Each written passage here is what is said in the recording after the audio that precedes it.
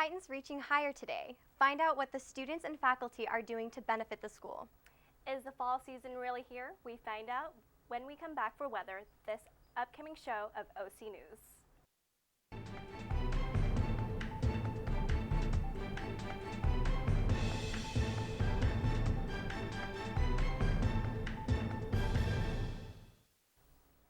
Hi, I'm Tiffany Tejas. And I'm Quinn Tian. OC News is brought to you by the broadcast journalism students at Cal State Fullerton.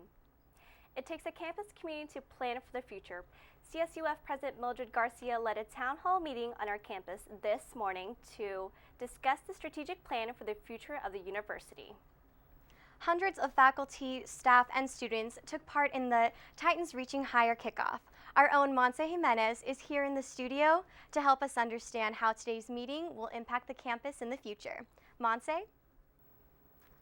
This morning, President Mildred Garcia joined in on the inaugural Titans Reach Higher Town Hall. She was there to answer questions and hear opinions and concerns on the university's strategic plan for 2015. This Monday morning, President Mildred Garcia joined the inaugural Titans Reach Higher Town Hall. This meeting was filled with 23 tables full of students, faculty, and staff who were eager to get their thoughts, comments, and concerns out for President Garcia to answer. Her main focus was on the university's strategic plan for 2015. She heard the concerns of the crowd and answered to what she believed was the best way to make CSUF a top school of the nation.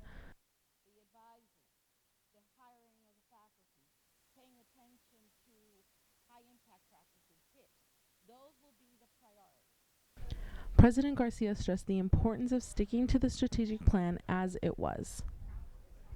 What we do at Cal State Fullerton is the solution to California. We're not the problem. The strategic plan is set for 2015 and will be worked on throughout the year. For OC News, I'm Montserrat Jimenez. President Mildred Garcia was very adamant to voice her opinion and how she plans to stick to the strategic plan for 2015. She also stressed how it was a great community effort on behalf of the university, which involved everyone from students to staff to faculty. Many student leaders were present to state not only their concerns, but their opinions on how to get the university to come together, to get students to graduate earlier, get more involved. The strategic plan is available on the Fullerton website. Students are encouraged to read it and to get involved. So back to you guys. Students and attendees took to Twitter to post about the town hall meeting. Kelsey Burr tweeted, "Really enjoyed our conversations at the town hall meeting this morning. As always, I'm proud to call myself a Titan." Joy Hoffman tweeted a picture of full house for the town meeting. Dean Osaguera tweeted, #Titans Reach Higher Town Hall Leadership Discussion Sparked Idea for Student Organization Summit. The dean later added, "Student leadership enhances a student's major and knowledge in classroom, #Titans Reach Higher, #leadership." Hoffman tweeted President Garcia encouraging not only listen to your voice around the table, but to silent ones as well. #Titans Reach Higher, #CSUF. This morning, a gas leak was discovered around 6:16 a.m. and sent a firefighter and an officer to the hospital. The firefighter reportedly said he was fine, but will be examined by medical personnel as a precaution. The leak was said to be in a backyard and looked like fog was going straight up in the air. A hazmat team investigated the cause and found out that it was coming from a 6-foot-tall tank that had leaked due to corrosion. Abraham Lincoln High School was evacuated and closed for the day, and the residents were put on lockdown. Police closed down streets between 10th and 14th and Victoria Avenue to Commerce Street. The Santa Ana Police Department is looking to fill a need in an area lacking in personnel. They are going to train their police staff as emergency medical technicians. Chief Hector Rodriguez came up with the idea after listening to the community on keeping kids safer at the District's 60 schools. His reason for the plan is the congestion and traffic created around the schools that could delay the paramedics in treating a child in case of an emergency. Rodriguez hopes to have the staff of 25 officers to be fully trained as EMTs within a couple of years. Currently, 2 of the officers are going through a 7-week program. Looking for something to do this Halloween weekend? Pumpkin Rock Trail might be just the place for you. Here's Lilian Mota with the story. The city of Norco may be known for its equestrian lifestyle, but it also has hidden gems such as Pumpkin Rock Trail. The trail is about a mile long and is located in the hills of Norco, open to hikers and equestrians, which has become an attraction, but not because of its scenic views. At the summit of the hill sits a 16-foot rock painted orange resembling a jack-o'-lantern. The trail has attracted many hikers, such as Devin and his friends, who drove all the way from Los Angeles County. It's a nice view from up here. This is my second time coming up here. I like it a lot. It's really chill. It's really relaxing. Just look at the view. Admission to the trail is completely free, and drivers are more than welcome to park alongside the road. Pets are allowed, but all motorists are prohibited from entering the area. One of the entrances to the trail is located on Crestview Avenue and Trackner Drive. I'm from Seattle, Washington. This is my first time up here, but it reminds me a lot of home, but it's way better weather. And it's a great view. And Are advised to watch for coyotes and snakes as they do appear from time to time. The trail is located less than a mile away from the George Ingalls Equestrian Event Center, Pikes Peak Park, and local restaurants. Pumpkin Rock has become a hotspot throughout the years, especially on Halloween Day. So remember, if you're looking for a place to hike or a trail to go horseback riding on, Pumpkin Rock is the place to come. Reporting from Norco, this is Liliana Mota, OC News. The Army football team has been disciplined for their recent events with the football team. The college had lured in recruits with alcohol, cash from boosters, and dinner dates with female cadets. West Point acknowledged the claims, and the Gazette newspaper in Colorado Springs reported that 20 cadets were disciplined and 2 officers and coaches were reprimanded. The academy reported that infractions to the NCAA but imposed no penalties past the school's own decisions. Ebola and ISIS seem to be 2 of the most trendy topics around the world. Let's head over to Joseph Anderson with the latest in world news. Thanks, ladies. It's been a hectic week all over the world, and there are no signs of things letting up anytime soon. 11 members of the U.S. Army, including General Darrell Williams, are being held in controlled monitoring in Italy after returning from Liberia. They will be monitored for 21 days, the maximum incubation period for Ebola in humans, despite not showing any symptoms of the virus. Pentagon officials say that the soldiers are not under quarantine but instead controlled monitoring. While in Liberia, the team was tested extensively for symptoms of Ebola, but none of the members exhibited symptoms at that time. If that wasn't enough Ebola news for one show, it appears that the deadly virus is spreading to yet another continent. Australia may be dealing with its first case of Ebola. Doctors in Brisbane say a woman is in isolation and undergoing tests for the virus. She had been placed in a 21-day quarantine at home, along with the rest of her family, after arriving from West Africa just 11 days ago. Test results are expected later today. Many Americans have heard about the battles in Syria against ISIS, but few are able to help. One American took matters into his own hands. Here's Ivan Watson of CNN with the story. Armed men are a common sight here in Kurdish-controlled northern Syria, a country embroiled in a vicious civil war. But one of the gunmen in this truck is not like the others. So how do people react to you when they see you and realize you're from the U.S.? They ask me if I'll come over for dinner and stay the night at their house. Jordan Matson is a 28-year-old former U.S. Army soldier from Sturtevant, Wisconsin. For the last month, he's also been a volunteer fighter in the Kurdish militia known here as the YPG. I got in contact with the YPG on Facebook, really soul searched and said, is this what I want to do?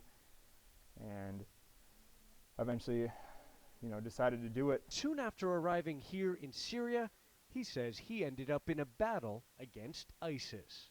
The second day in, I got hit by a mortar on a fight. While recovering from shrapnel wounds, Matson went to work online, recruiting more foreigners to help the YPG fight against ISIS. I've had ex-military come from Eastern Europe, Western Europe, Canada, the United States, Australia. Now he lives in places like this former restaurant, converted into a militia camp.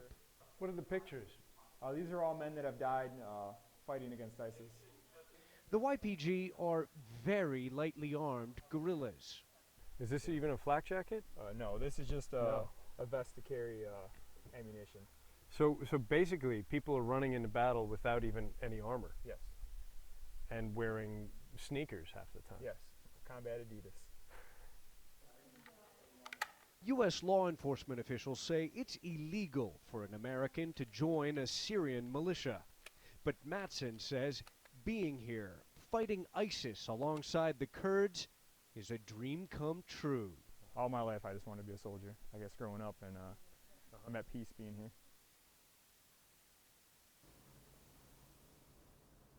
Police say the man responsible for last week's terrorist attack in Canada made a video of himself beforehand.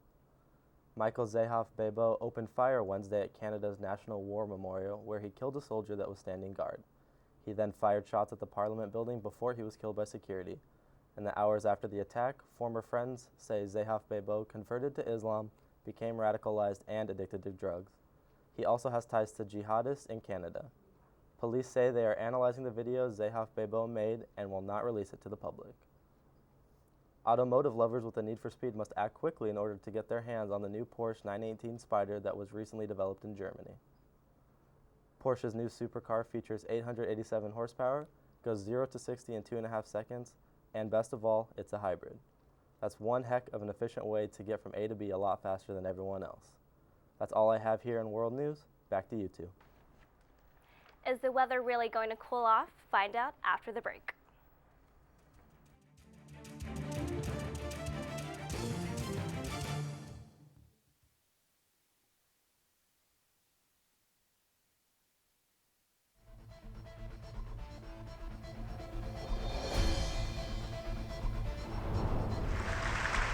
The men's rugby team hopes to make a statement. This study abroad program includes a 4-day trip to Rome. Welcome to Cal State Fullerton Report.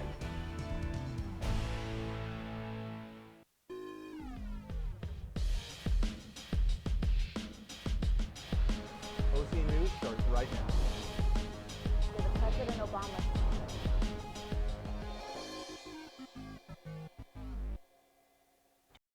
It was another warm fall day out today, but will it start to cool down going into Halloween weekend? Alyssa Flores has this week's weather for you. Thanks, Quinn. We're going into our third month of fall and still no sign of sweater weather yet. Today was a sunny 74 degrees with a low of 59 degrees, winds at 5 miles per hour and humidity at 74%. We noticed that the sunset will be setting early at 6:04 p.m. and you know what those earlier sunsets mean? It's time for daylight savings. Don't forget to change your clocks before you go to bed Saturday night, because Sunday at 2 a.m. we will gain an hour and clocks will be set back to 1 a.m. So you should all wake up early and rested on Sunday morning. Lucky for me, Sunday's my birthday, so I'll be enjoying a 25-hour birthday this year. Now taking a look at our 5-day forecast in Fullerton this week, although it will be partly cloudy for the rest of the week, we will be seeing a high of 89 on Wednesday as it starts to cool down into Friday, with 76 as your high on Halloween day and a not too chilly low of 58 degrees on Halloween night. Now let's take a look at some weather at the spookiest places throughout the country on Halloween night. It'll be a very cold and snowy 31 degrees in Devil's Lake, North Dakota, and moving east, boy, do I feel bad for those poor trick-or-treaters in Bad Axe, Michigan at 28 degrees. Down south in Slaughter, Louisiana,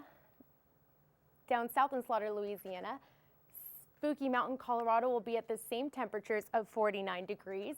And here in California, in Hellhole Palms at 55. That's your weather forecast for today and through the week. Have a happy and safe Halloween weekend. Back to you guys.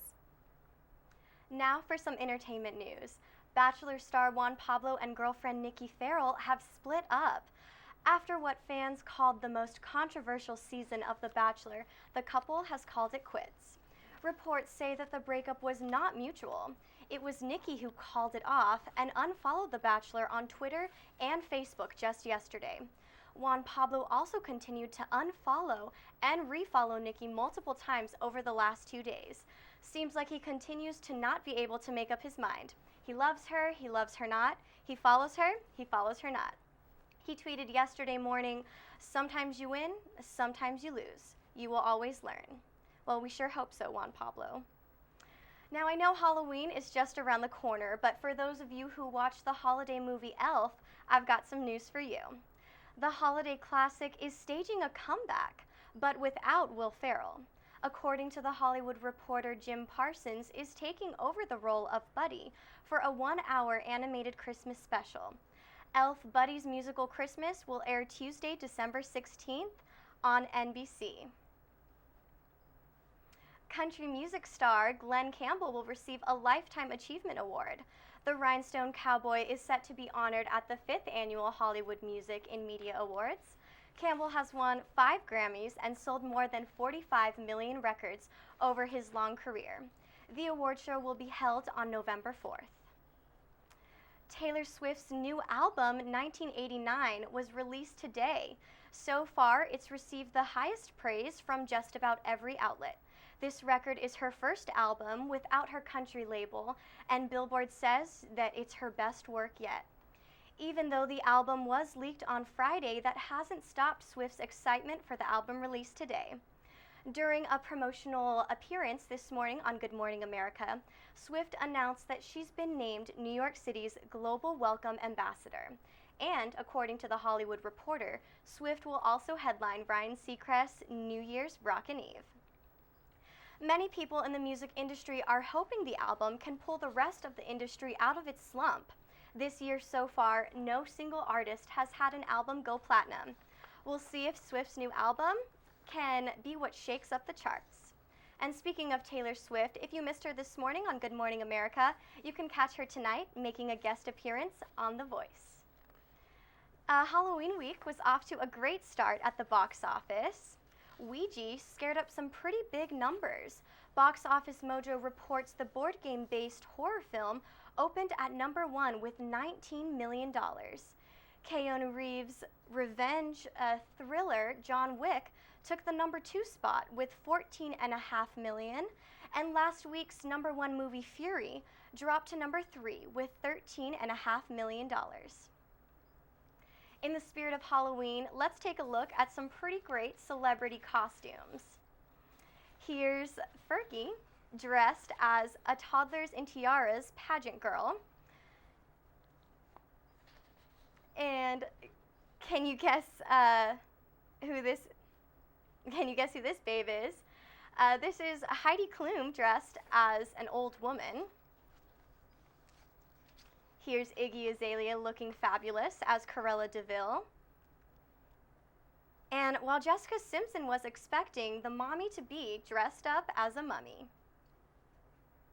Here's Neil Patrick Harris and his family dressed as Frankenstein and Dracula. And here's Sandra Bullock and Melissa McCarthy dressed up as fishermen. And last but certainly not least, Kelly Ripa and Nick Lachey dressed as Kim K and Chris Humphries. And that's going to do it for entertainment. 1,000-foot sushi roll. Stay tuned after the break because you won't believe it until you see it.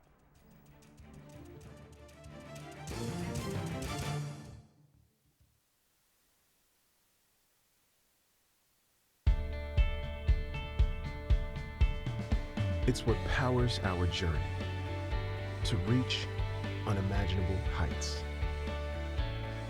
It fosters a sense of yearning to create, explore, and soar. It strengthens our will to climb to the top. It's the bedrock of our conviction that nothing's impossible. It transforms us and sets us free to thrive and build lives of purpose. Titan Pride is at the heart of who we are.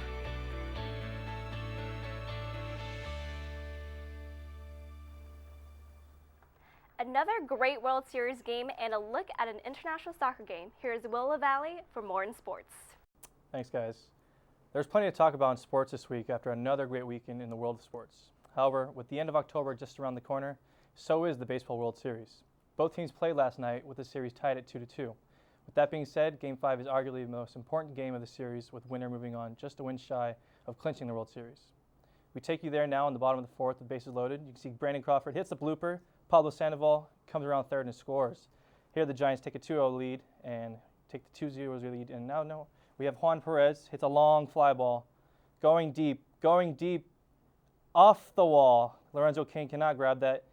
Here comes Pablo and Hunter Pence shortly right behind him, scoring, sliding down, scores. Now we have a 4-0 lead. Juan Perez, you can see, takes third on the overthrow, and he's very excited. Now with big game Madison Bumgarner on the bottom of the ninth, facing Eric Hosmer, grounds him out to third. Pablo throws over. Game over. Madison Bumgarner pitches 9 innings, holds him shuts him down, and the Giants take a 3-2 lead in the series. Now, after the big game, Madison Bumgarner had spoke to the press, and here's his view on the win. That was a big game for us, being tied up 2-2, and so going back into Kansas City with 2 games, it's a whole lot better that we have to win 1 now instead of having to win 2. So that was a big game for us. Giants get the win and take the 3-2 series lead and head back to Kansas City, where they will try and win their 3rd World Series in 5 years. Clearly a remarkable 5 years for the fans in the Bay Area. The Royals, however, will do their best to extend the series tomorrow night. Moving on. Now, let's move on to the gridiron. This weekend in football was very intriguing, with many quarterbacks throwing for a ridiculous amount of touchdowns. After many blowouts and high-scoring games this weekend, there was a nail-biter in Arizona as the Cardinals and Eagles battled it out. We take you to the third quarter. Carson Palmer there warming up. Here we go. Carson Palmer throws a dump pass to Larry Fitzgerald, and whoop, there he goes. Runs 80 yards for the touchdown. Longest career touchdown for Larry Fitzgerald in his amazing career. Can you believe it? 80 yards. Never done before for him. Here's Eric Foles, fakes the pass, looks deep. Finds Jeremy Maclin for a 60-yard touchdown pass right there with the grab. He's excited. Looks over to the crowd. Nick Foles, very excited. Carson Palmer says he can one-up him, though. He drops back from the 20-yard line, throws a bomb to, there we go, Brown with the reception. Runs. Is he? Yep, he's got it. Now we go, 24-20 lead. Can the Eagles make the comeback? Foles drops back, doesn't see anything. He'll still drop it back, throws the blooper. It's caught! Oh, wait, out of bounds. The Eagles lose the game. Arizona wins 24-20. Now, it's time for the NFL Play of the Week. It comes in the Colts-Steelers game, and here we go. Roethlisberger against the Colts. Here he goes. Drops back, looks up, throws a blooper. Antonio Brown with the one-handed grab. He's excited right there. Let's check it out again. Little floater. Defender all over him. Grabs it 2 feet down. Makes something very difficult look very easy. He's very excited, as you can see. I love this part. Here's the ball. Take it. I don't want it. Now, Saturday marked the first day in which 500 million people worldwide all stopped for 90 minutes to watch the beautiful game, being played by 2 of the world's best soccer teams. Real Madrid, who won the European Champions League last season, faces off against their arch-bitter rivals, Barcelona. Cristiano Ronaldo, Lionel Messi, with their teams face off in the first Clásico game of the season. Here we go. Luis Suarez with his first game back in 4 months after the World Cup. Crosses over to Neymar. Neymar steps over by Pepe, slings it in, and in the 4th minute, Barcelona has a 1-0 lead. Not very good if you're a Real Madrid fan. Neymar enjoying his time with Messi and co. As you see it again, Luis Suarez with the beautiful cross. Neymar with his fancy tricks, 1-2 touch, and slings it past him.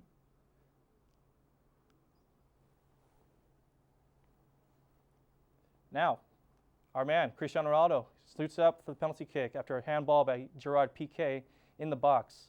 Ronaldo, with his hair done up perfectly, sets up, gets ready to attack the ball. Going into this game, Barcelona had held all their opponents scoreless in 9 games until just that point. Ronaldo jumps up, does his celebratory dance, and Real Madrid tie the game at 1-1. Fans in Real Madrid are going crazy. And here we go. Start off the second half. Pepe goes up, heads the ball in the goal. Real Madrid takes the 2-1 lead on a cross just 5 minutes into the second half. After this, the game just turned into a nightmare for Barcelona as Real Madrid did not stop. You see the goal there again. Pepe sliding on the grass. I love that. And here we go, Ronaldo with a little step over, passes to Hamas, the World Cup golden boot, to Benzema, flicks it in, there we go, 3-1 lead. Now, Real Madrid steamrolled Barcelona and look like a strong bet to win the Champions League again this year. That's all today for sports. I'm Will Valley, back to you guys. We have a sky full of lanterns, a huge sushi show, and a jump from the edge of space. Martha Shade has today's Take a Look at This. Take a look at this lantern festival in Thailand. Devotees and tourists released lanterns into the sky at the religious festival over the weekend. The flying lanterns are based on an old tradition where hot air lanterns were launched in hopes they would rid you of your troubles. Take a look at Japan's longest sushi roll. On Sunday, some 1,300 participants came together to help make the roll, which measured 1,056 feet. Inside it, you'll find 187 pounds of tuna, 1,200 pounds of rice, and 1,700 sheets of seaweed. And take a look at Google's senior vice president, Alan Eustace, who just jumped from the edge of space. In the process, he broke the sound barrier and set several world records. A special balloon lifted him up nearly 136,000 feet above the New Mexico desert. Then he jumped. He remained in a free fall for more than 4 minutes, hitting speeds of 822 miles per hour. Then he glided for another 10 minutes before landing safely. For Take a Look at This, I'm Martha Shade. This has been a production of OC News. I'm Tiffany Tejas. And I'm Quinn Tien. We will see you next time. Have a wonderful night.